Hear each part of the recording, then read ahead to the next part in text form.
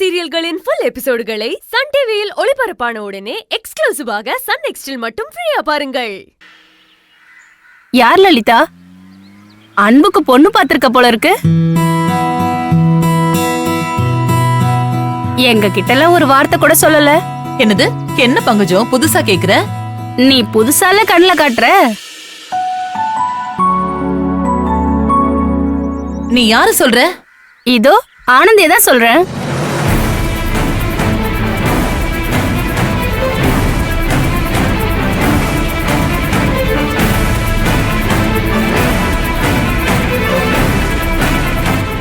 வீட்டுக்கு வந்ததுல இருந்து எல்லா வேலையும் இழுத்து போட்டுட்டு உரிமையா செய்து அன்பு ஆனந்தியும் அப்படியே நெருக்கமா பேசிக்கிறாங்க.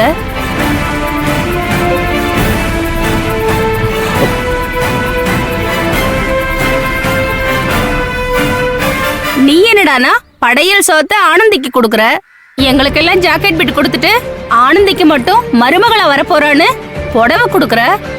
அதுக்கப்புறம் என்னத்த சொல்லணும்? லலிதா, உன் வருங்கால மருமக நல்ல லட்சணமா இருக்கா.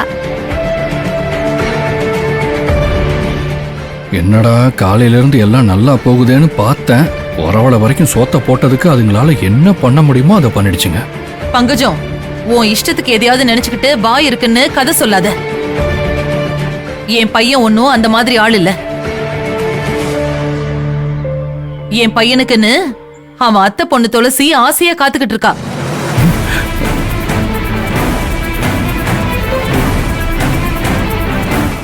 அன்பு அவளைதான் கல்யாணம் பண்ணிக்குவான். அவன் ஒன்னும் என் பேச்சு மீறி நடந்துக்கிற புள்ளெல்லாம் கிடையாது. அதே மாதிரி ஆனந்தியும் அந்த மாதிரி பொண்ணு இல்ல. அவ குடும்பத்துக்காக ஊரை விட்டு ஊரு வந்து கஷ்டப்பட்டுட்டு இருக்கா. ஒரு இடத்துல வந்து ஒன்னா வேலை பாக்குறவங்க கொஞ்சம் உரிமையா பேசி பழக்கத்தான் செய்வாங்க. அத நீங்க எல்லாம் தப்பா புரிஞ்சுக்கிட்டா அது யாரு மேலயும் தப்பு இல்ல. பாவம், அந்த நல்ல மனசை காயப்படுத்தாதீங்க. உங்களை நான் கூப்பிட்டதுல எனக்கு ரொம்ப சந்தோஷம். கிளம்புங்க. ஏதோ தோணுச்சுன்னு சொன்னோம், ரொம்ப தான் கோச்சிக்கிற. வாடி போலாம். ஆனந்தி, நீ எதுவும் மனசுல வச்சுக்காத ஆனந்தி. இல்லம்மா, நான் எதுவும் எடுத்துக்கல. சரிம்மா, போயிட்டு வா. சரிங்கம்மா.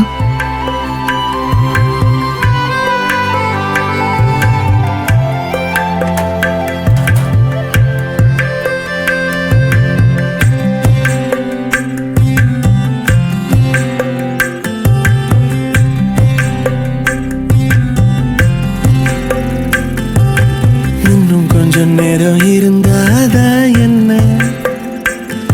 ஏன் அவசரம், என்ன அவசரம்? நில்லு பொண்ணே. இன்னும் கொஞ்சம் நேரம் இருந்தாதா என்ன?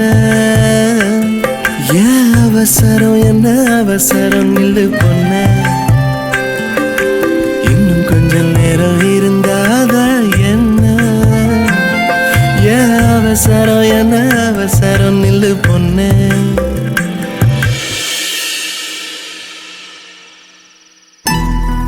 ஆனந்தி, நான் நினைச்சது நடந்துருச்சு.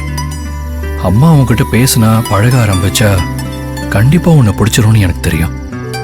இன்னைக்கு அம்மாவே உன்னை இந்த குடும்பத்துல ஒருத்தின்னு சொல்லிட்டாங்க.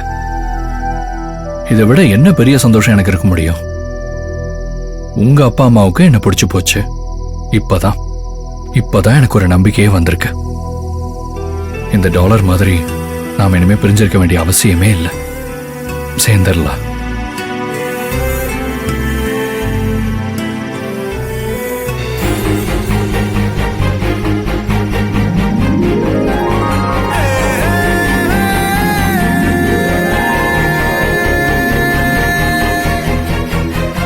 அன்பு,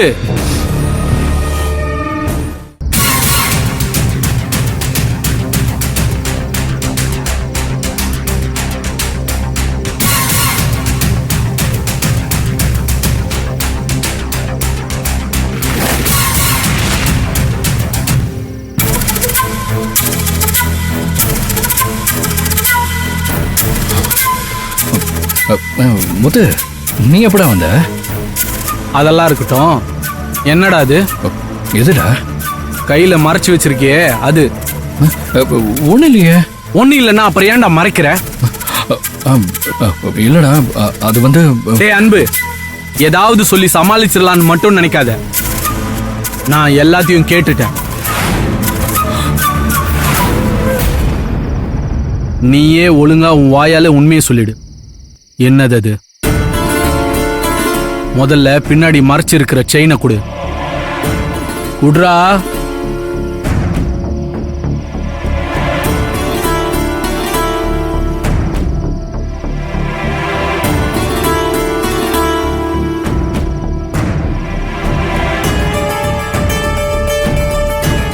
என்னடா இதெல்லாம்?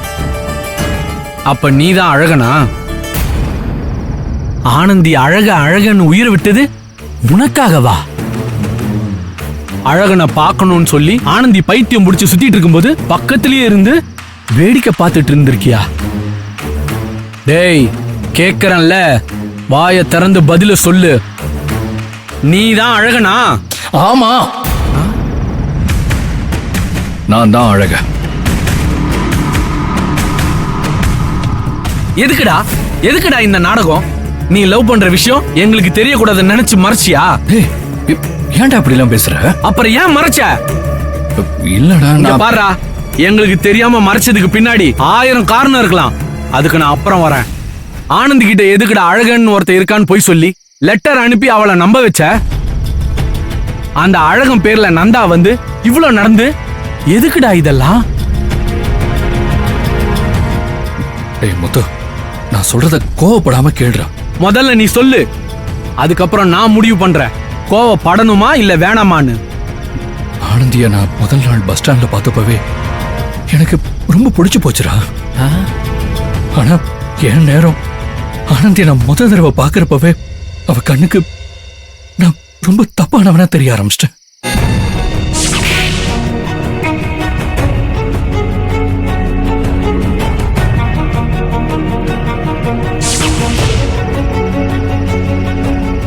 ஒவ்வொரு தடவை தப்பு நடக்கும் போதும் அதை சரி செய்ய போய் விதி இன்னும் அவளுக்கு என் மேல வெறுப்பதாண்டா உருவாக்குச்சு. நீ யாருன்னு மத்தவங்களுக்கு வேணா தெரியாம இருக்கலாம், ஆனா எனக்கு நல்லா தெரியும்.